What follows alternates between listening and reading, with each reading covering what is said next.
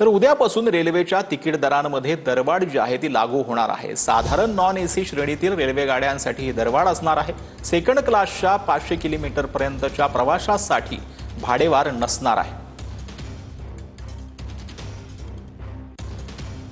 तर ही भाडेवाढ नक्की कशी असेल ते आपण पाहतो आहोत। सेकंड क्लासच्या 500 ते 1,500 किमीच्या प्रवासामध्ये 5 रुपयांची जी आहे ती दरवाढ करण्यात आली।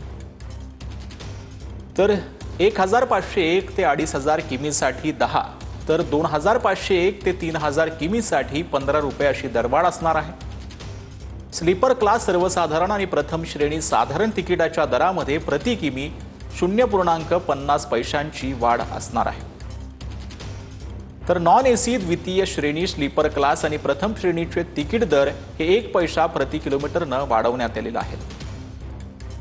तर सर्व प्रकारच्या एसी रेल्वेच्या तिकीट दरामध्ये 2 पैसा प्रति किलोमीटर वाढ जी आहे ती केली जाणार आहे।